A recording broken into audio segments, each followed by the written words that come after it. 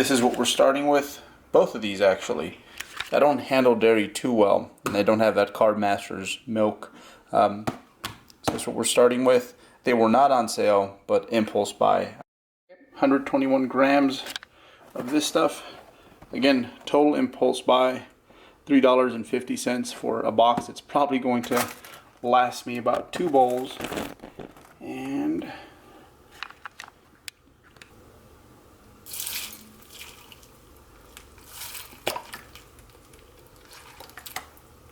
let's go with the full 8.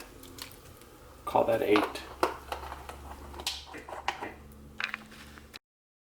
I kind of goofed up by putting the milk in there first, when I typically like to eat the more savory things first as opposed to the sweet stuff. Otherwise the savory stuff tastes kind of dead. But it's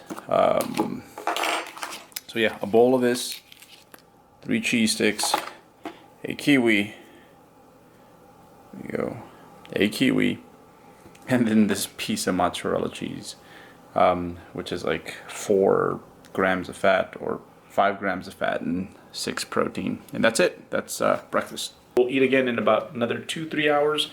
If I could get 3 meals in before I head into the gym, that would be ideal.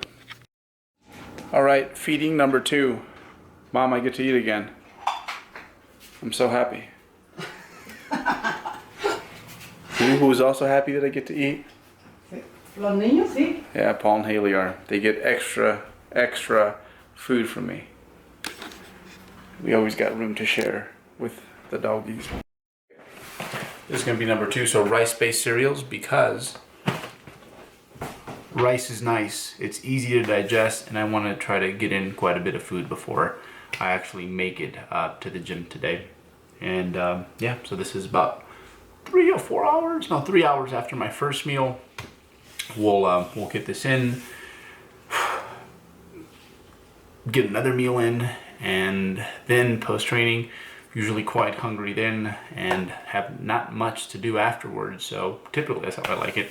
So we can actually fit in a good amount of food and top off the day's intake. But meal number 2, let's see what we end up putting together. All right. Actually, got me some of this white is right bread. There's anyone that uses jacked cartoons, I'm about that bread. Okay, so should be about 80 grams. Hey, pretty good, pretty good. Dave definitely counts macros. Gonna put a little bit of this ube. Purple yam. Leanna got this for me. I'm like crazy about this stuff, and we're probably gonna go with something generous. 84, but hey, look, like, let's just be honest, guys. Like 84. I won't tell if you won't tell that it's 84 as opposed to 80. Okay.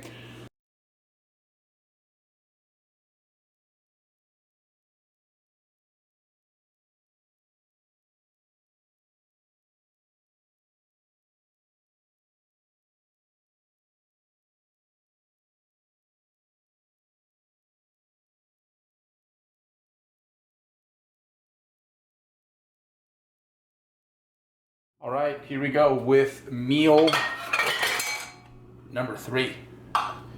So we'll start with the protein base. This time we can kind of eat it all at once. All of it at once. Let me make sure. There we go. Okay, yeah, so we're going to start off with a little bit of this fat-free, yeah, I think it's legally fat-free, 1/2 gram of fat Kroger yogurt. I love it when it just comes out like that. Okay, so yeah, start off with, this is meal 3. We'll start off with some low-fat, legally fat-free, so legally shredded yogurt, 1/2 gram of fat. We'll go ahead and do 4 servings I'm an athlete, man. Not an athlete, an athlete. I need ample amounts of joules. I'd say this is probably my second favorite Rice Krispies type cereal. Actually, no, they're all good. I couldn't pick one. Right, we're gonna change it up. We're gonna shock the body. So I had this pre-training today.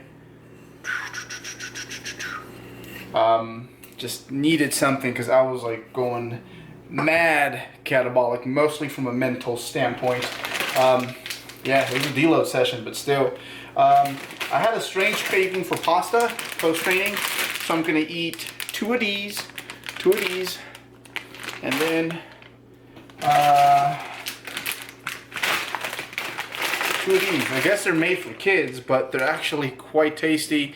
These steamer bags really help me out with my veggie consumption, to be honest. But I only get them when they're on sale, like a ridiculous sale. Otherwise, I get other frozen products. But this is what we're going to eat as of right now, which puts me. Let me check my MyFitnessPal. I forgot to add this baby right here. Baby, let me add you. About 3,400 calories, just a smidge underneath that. We're at 56, 522, 196, and usually my goal on these days, it's hard to get to keep my carbs at about 600 while keeping my fats somewhere in the 40s, which is what I generally aim for. It's difficult. It really is. Duh, right? So I just try to keep it usually like close enough. And at this point, it's early on in the prep where it's early enough in the prep where it doesn't matter too much. And then eventually, once we get a little deeper, 3 to 5 pounds out, then we have to do, we have to split some hairs. But as of right now, pretty chill. This is like the first month dieting, so that's why we're kind of loose with it. At a certain point, like, to be honest, as standardized as these are, like, I wouldn't even trust them. I'd have to make everything because I'd rather not risk it per se, right? And you just don't know if you don't visually weigh everything or keep. The thing is with processed foods is not that processed foods, that they affect you differently. A calorie surely is a calorie, but sometimes when there is a process, someone else is making it. By the time it gets to you, what it says on the label might not reflect what's in there. To put it shortly, so a lot of labeling errors. Whereas I got one of these today.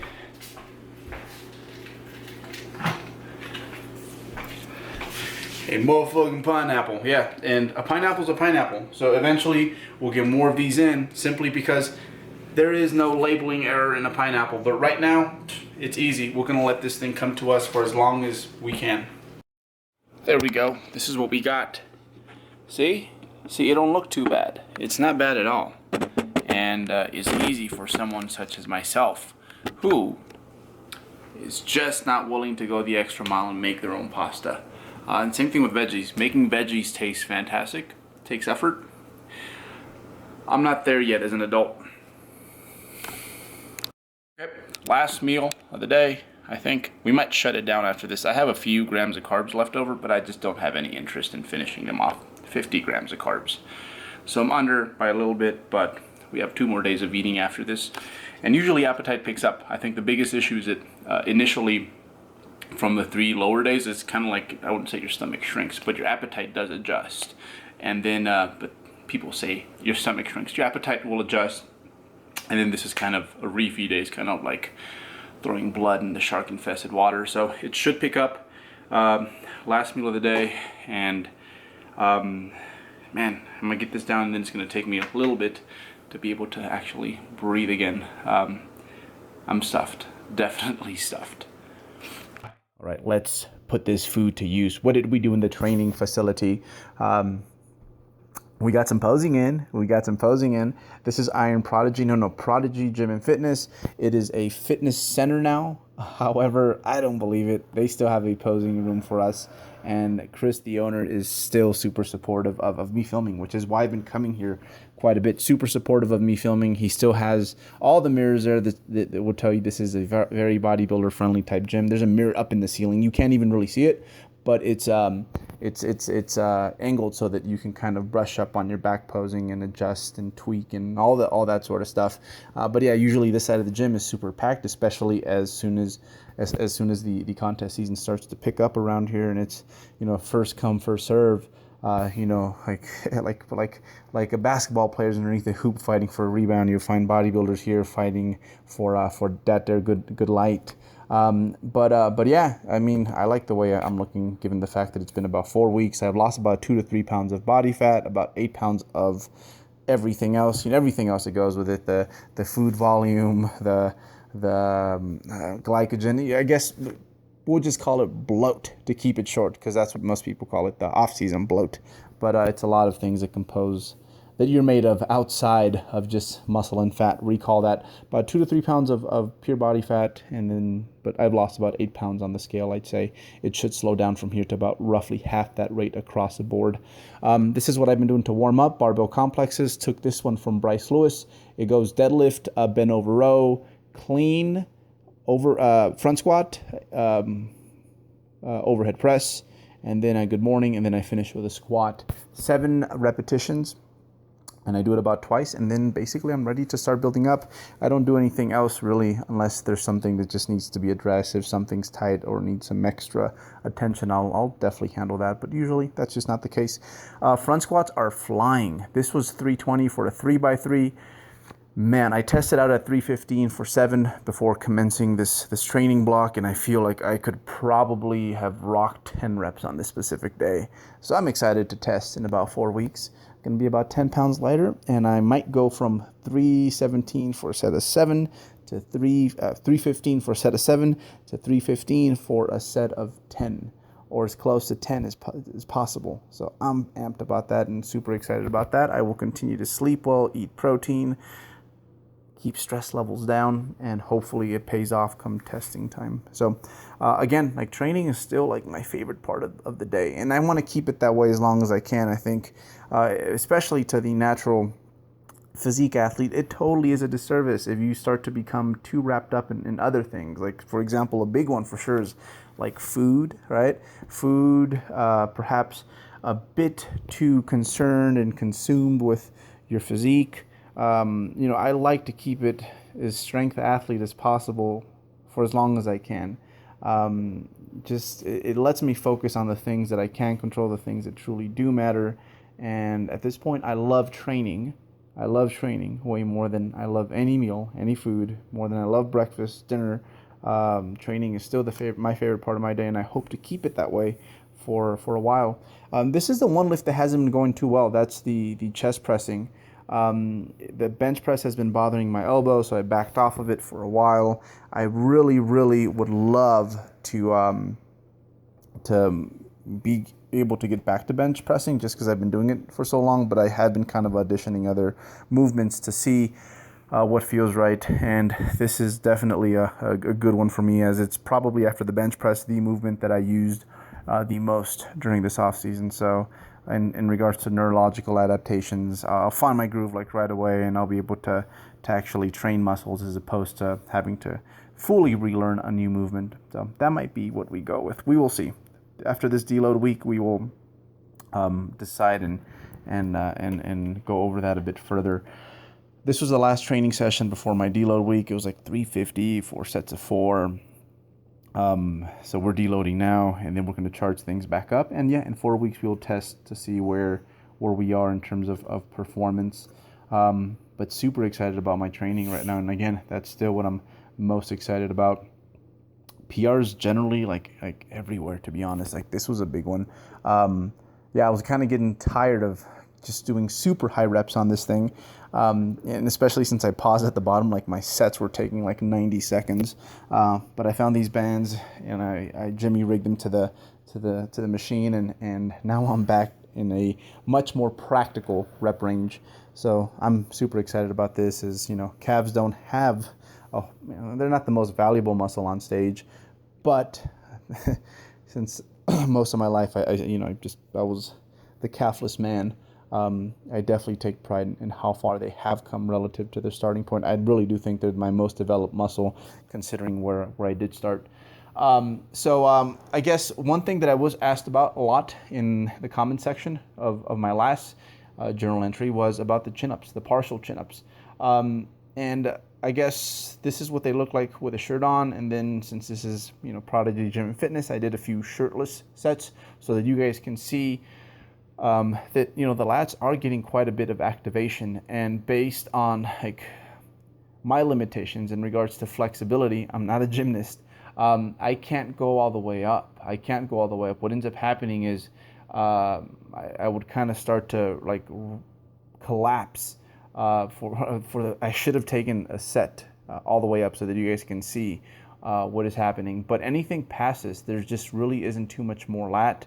What ends up happening is it just puts a lot of stress in the front of my shoulder. So think about it this way. Remember, on the overhead press, a general rule of thumb is that you want to keep your arm as close to your shoulder as possible. If you're flared out, it's going to put a lot of stress on the front of your shoulder. So by keeping it tight, you protect the front of the shoulder and all the structures there. And if I were to go all the way up based on my shoulder flexibility, it would, over time, really gnaw away at that point. So think about it that way. That's why that overhead press, that single arm overhead press that I rave about, feels so good. Is because you're able to keep it tight and close to your shoulder. Imagine pressing that dumbbell super far away. Just put yourself in that bottom position and you can feel the strain there. And that's kind of sort of what would happen to me if I went all the way up. So yeah, this is definitely kind of sort of a partial, but it's because I don't have the range of motion.